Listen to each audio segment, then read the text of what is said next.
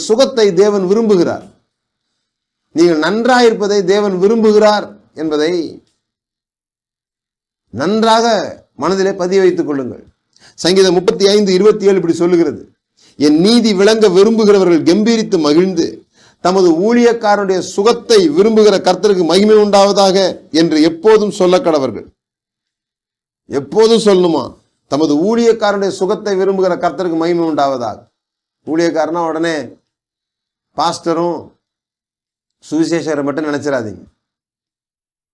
தேவனுடைய நாமத்தை ஏற்றுக்கொண்டு அவருக்காக வாழ்கிற எல்லாரும் அவருடைய ஊழியக்காரர்கள் தான்.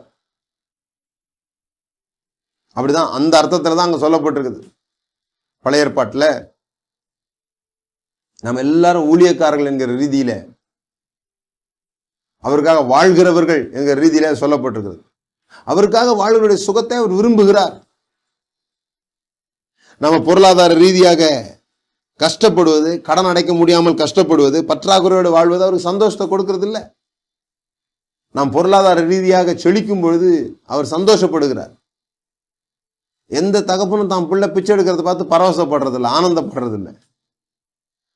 நாம் அப்படியே ரொம்ப கஷ்டப்பட்டு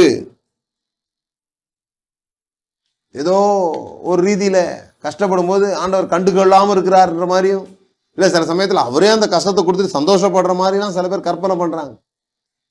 அப்படி இல்லை அருமையானவர்களே. அநேகர் பண பிரச்சனையில போராடுறதுக்கு காரணமே இந்த எண்ணம் தான்.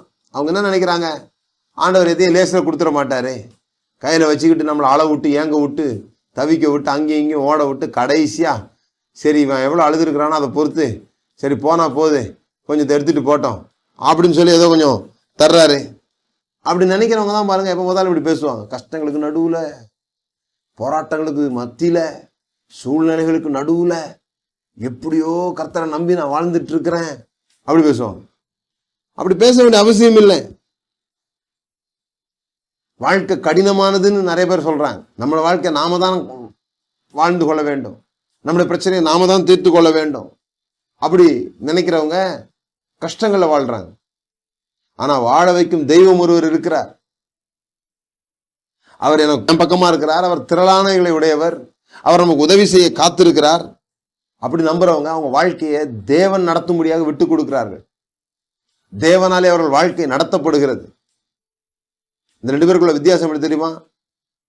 நம்ம வாழ்க்கையை நாமே வாழணும்னு நினைக்கிறவங்க எதிர்நீச்சல் போடுறவங்க, வாழ்க்கையில பயங்கர போராட்டங்களுக்கு மத்தியில ஒரு எதிர்நீச்சல்,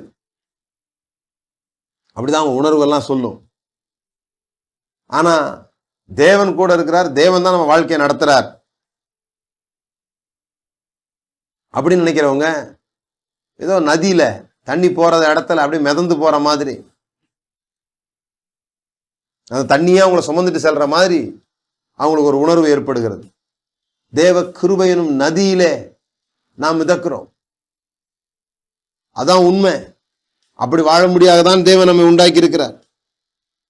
தரித்திர சிந்தனை தான் எதிர்நீச்சல் போடுறது போன உணர்வை ஏற்படுத்துது.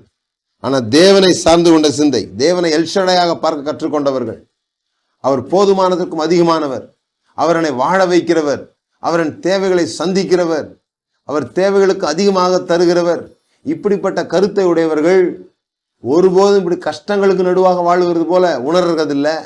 யாரோ ஒருத்தர் அவங்க வாழ்க்கை அப்படி நடத்திட்டு போற மாதிரி அவங்க நினைக்கிறாங்க பாருங்க. தேவன் நம்மோடு கூட என்று நம்புகிறவர்கள் தோற்பதே இல்லை.